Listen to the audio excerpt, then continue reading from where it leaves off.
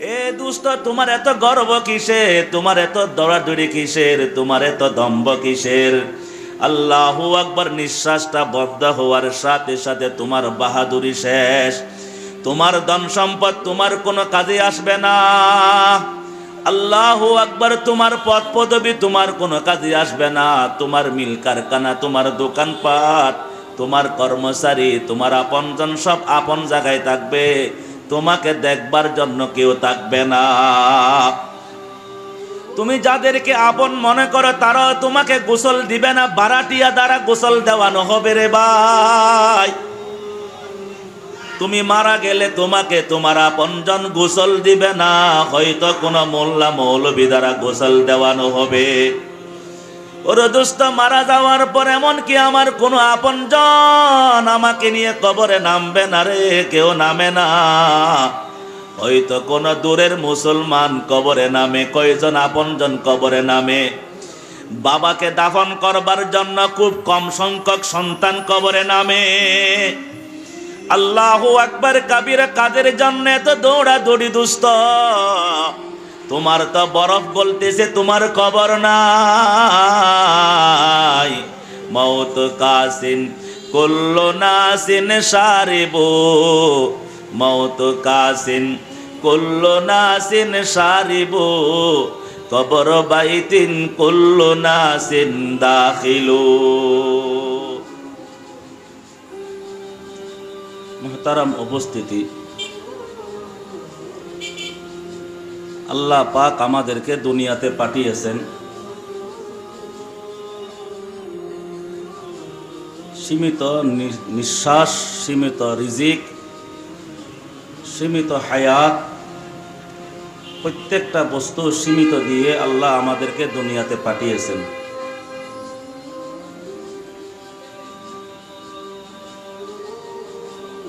এই দুনিয়ার হায়াতকে, দুনিয়ার জিন্দেগিকে আল্লাহ পাক আমাদেরকে দিয়েছেন আখিরাতের জন্য, যেন আমরা প্রস্তুতি নিতে পারি।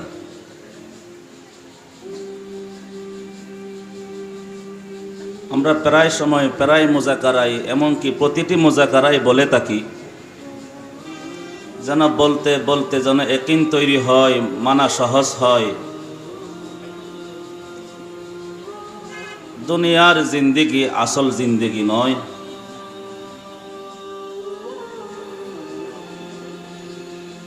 দুনিয়ার সুখ শান্তি আসল সুখ শান্তি নয়। দুনিয়ার দুঃখ পেরেশানি আসল দুঃখ পেরেশানি নয়। আমি আপনি মানি বা না মানি, বুঝি বা না বুঝি, এটাই বাস্তবতা, এটাই সত্য, মহাসত্য। একদিন দুনিয়া থেকে বিদায় নিতে হবে। আমার আপনার হায়াত হলো বরফের মতো। কোন বরফ বিক্রেতা যেমন দোকানে বরফ নিয়ে যায়, বরফের কোনো টুকরা নিয়ে যায়, ক্রেতা আসুক বা না আসুক, বরফ বিক্রেতা বরফ কাউকে দিতে পারুক বা না পারুক, বরফ কিন্তু গলতেই থাকে, গলতেই থাকে। খুব মনোযোগ দিলে আমি কিছু কথা বলতে পারবো। এমনি খুব অসুস্থ শরীর, আল্লাহ নিয়ে এসেছেন। হায়াত হলো বরফের মতো। বরফ যেমন গলতেই থাকে, গলতেই থাকে, কাস্টমার আসুক বা না আসুক, বরফ আপন গতিতে গলতে থাকে। দোস্ত, আপনার আমার হায়াত বুঝে আসুক বা না আসুক কমতেছে।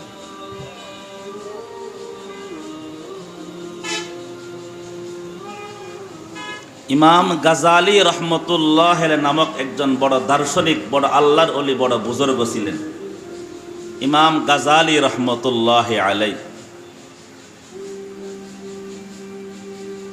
উনি খুব দর্শন দিয়ে, যুক্তি দিয়ে, কোরআন এবং হাদিসের নির্যাস, দুনিয়ার বাস্তবতা, আখিরাতের হাকিকত দুনিয়ার হাকিকত সম্পর্কে দুনিয়াবাসীকে বোঝাবার চেষ্টা করেছেন বক্তব্যের মাধ্যমে, লেখনের মাধ্যমে, কিতাবের মাধ্যমে, ওয়াজ নসিহতের মাধ্যমে। কোরআন এবং হাদিসকে সামনে রেখে ইমাম গাজালি রহমতুল্লাহি আলাইহি কিতাবের মধ্যে একটা ঘটনা উল্লেখ করেছেন। ইমাম গাজালি রহমতুল্লাহ বলেন, একজন ছিলেন বড় বাগানের মালিক।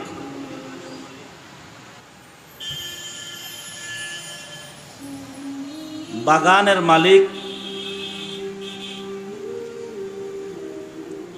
উনি একদিন বাগানে গেলেন। বাগান দেখভাল করবার জন্য আলাদা বিশেষ ব্যক্তি আছে। বিশাল বড় বাগান, আপেলের বাগান, আঙ্গুরের বাগান, বিভিন্ন রকমারি ফলের বাগান। এই বিশাল বাগানের মালিক বেশ কিছুদিন পর পর সে বাগান দেখতে আসে। 5 মাস পর, 6 মাস পর, বছরে 2-1 বার। একদা বাগানের মালিক বাগান দেখতে আসার পর বাগানের সেই দায়িত্বপ্রাপ্ত কর্মচারীকে ডাকলেন, যিনি বাগানের দেখভাল করে। উনি বললেন, ভাই আমার জন্য একটা ভালো একটা মিষ্টি ফল নিয়ে আসো। শুধু কাল্পনিক কাহিনী মনে করে এদিক ওদিক যদি তাকান কিছুই বুঝবেন না।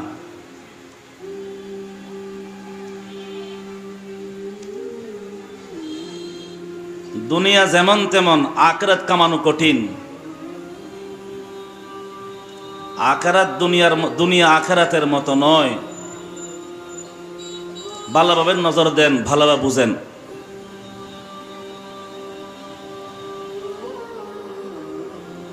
একটা মিষ্টি ফল নিয়ে আসো, আমি মিষ্টি ফল খাবো। বাগানের দায়িত্বে যে লোকটি ছিলেন উনি মনে করলেন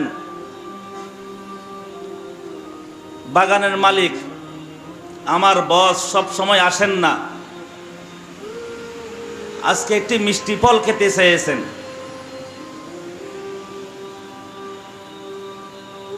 সবাইকে স্টেজে আসতে এটা জরুরি তো না, একটু কিছুক্ষণ বসেন না কোথাও। কোন ধরনের সিস্টেম বুঝলাম না। সবাইকে স্টেজে আসতে এটা জরুরি ভাই? দিনই মজলিস, কথা শুনেন, এক জায়গায় কথা শুনেন। এটা সমাবেশ না, এটা ওয়াজ মাহফিল, কোরআন হাদিসের মাহফিল। খুব আদব নিয়ে বসেন।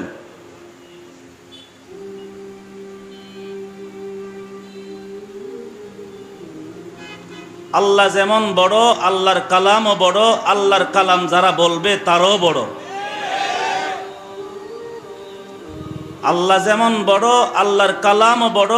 আল্লাহর কালাম যে ছোট মাসুম বাচ্চার মুখ দিয়ে তেলাওয়াত করা হয় সেও বড়।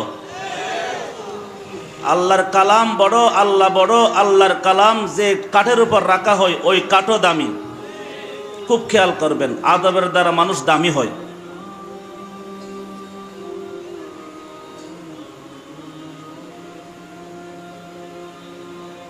বলে আমার জন্য একটা মিষ্টি ফল নিয়ে আসো, মিষ্টি ফল খাবো। গেলেন, আবার ডাক দিলেন, শুনো আমার জন্য ফল তো আনবে, মিষ্টি ফল, তবে একটি শর্ত আছে।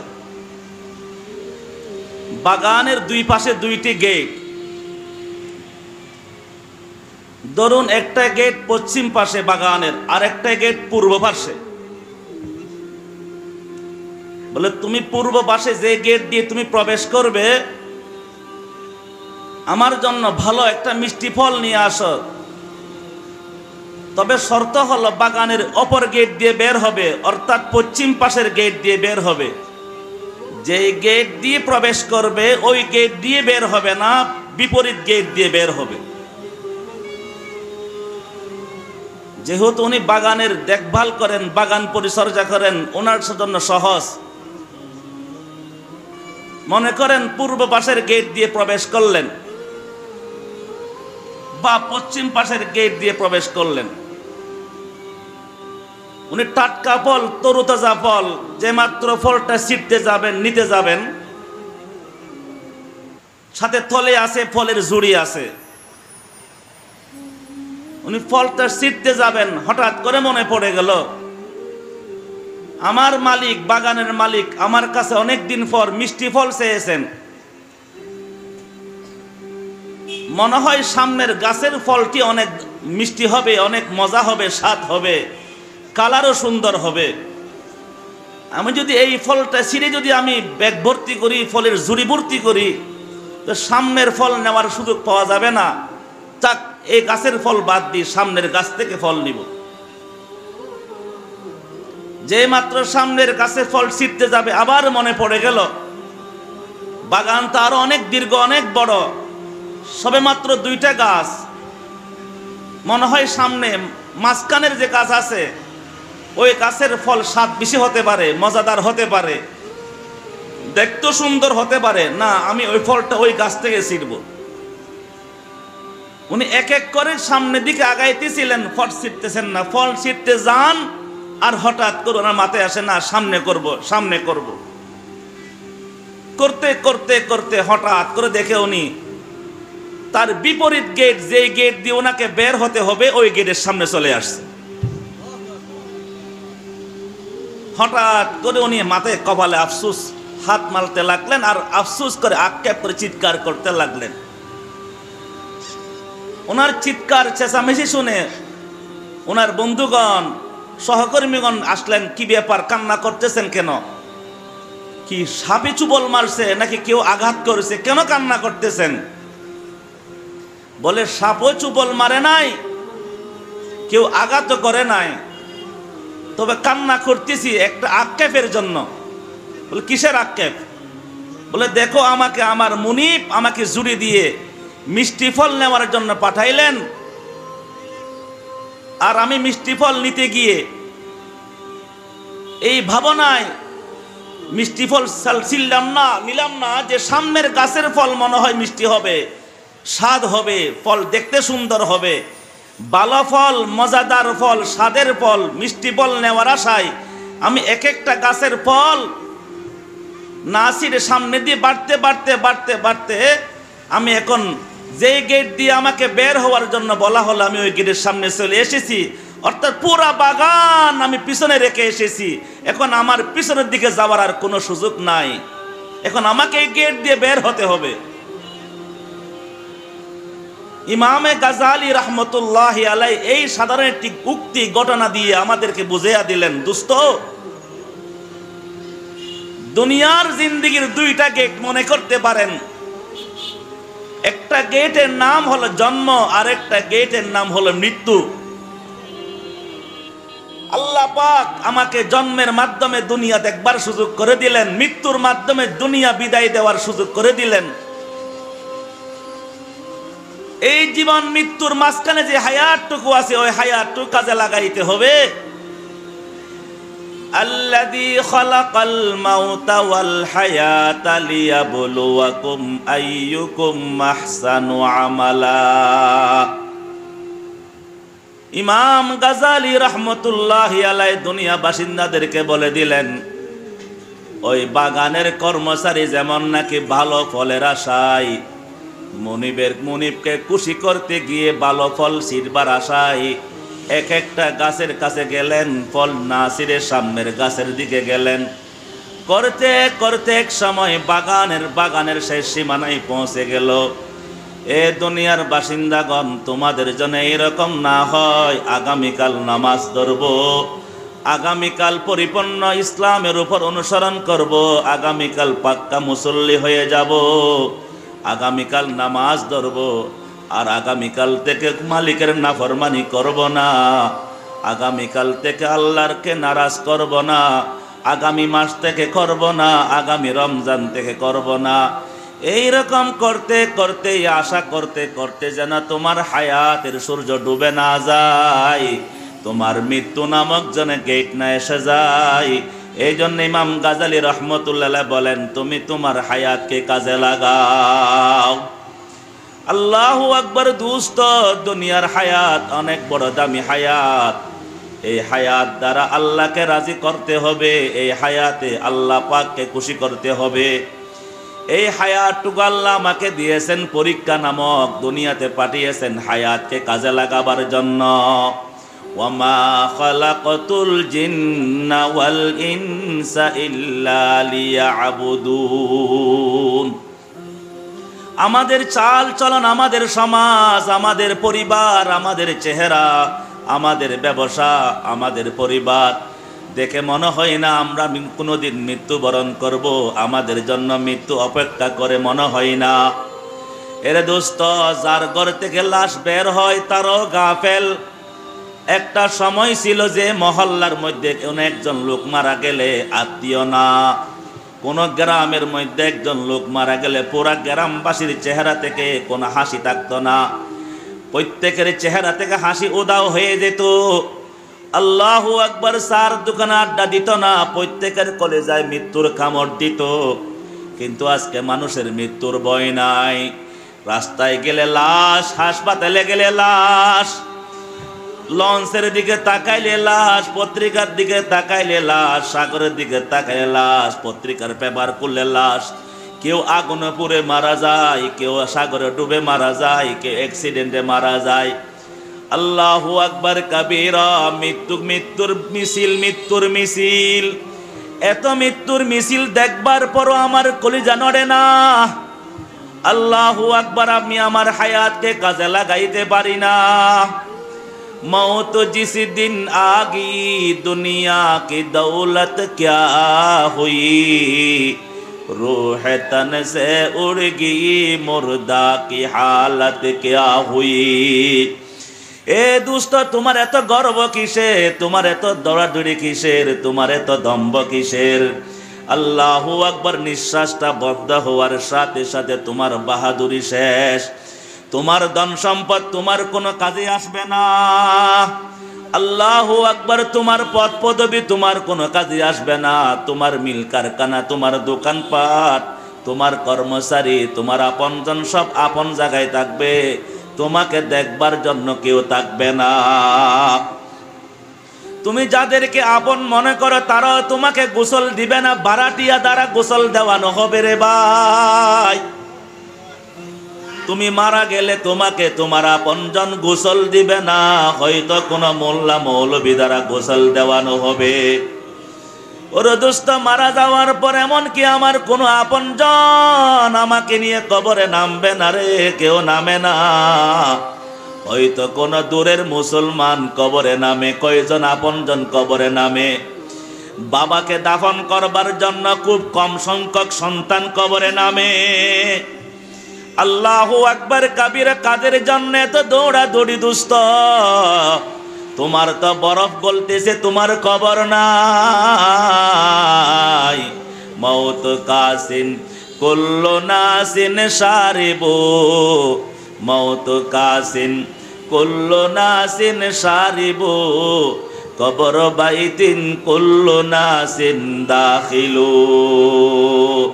এ দোস্ত, আমার জন্য আপনার জন্য মৃত্যু অপেক্ষা করে, মৃত্যু অপেক্ষা করে। কোন একদিন কোন বুজুর্গের আল্লাহর ওলির সাথে বলে মালাকুল মউতের সাথে দেখা হয়ে গেল। হ্যাঁ, দেখা হয়।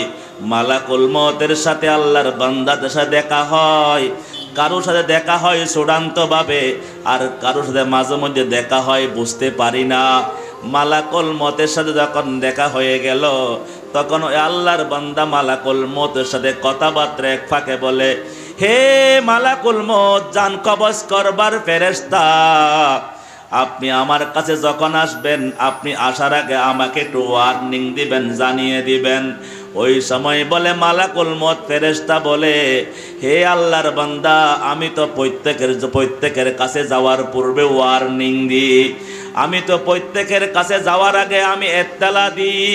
বলে কিভাবে এত্তেলা দেন?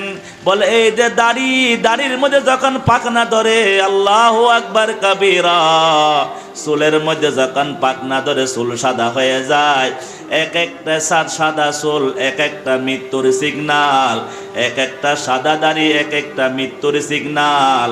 আল্লাহু আকবার, চামড়াগুলো বাস পড়ে যায়, এগুলো মৃত্যুর সিগনাল। চোখে দেখি না, মৃত্যুর সিগনাল। কানে ভালোভাবে শুনি না, এগুলো মৃত্যুর সিগনাল। দুষ্ট, আল্লাহর কাছে তওবা করা ছাড়া কোনো উপায় নাই। আজকের মাহফিলে বেজে চোখের পানি ছেড়ে দিয়ে মালিকের কাছে তওবা করেন। আল্লাহ, বরফ তো গলে গেল, ৬০-৭০ বছরের হায়াত। আল্লাহু আকবার। জানি না, অনেকে মনে করেন বয়স বাড়তে, না বয়স বাড়তেছে নয়, আমার আপনার বয়স কমতেছে। আল্লাহু আকবার কাবীরা। প্রত্যেকে আমরা কবরের দিকে আগাইতেছি। দোস্ত, অনেকদিন দুনিয়া করেছেন যে এই দুনিয়া আপনার সাথে যাবে না।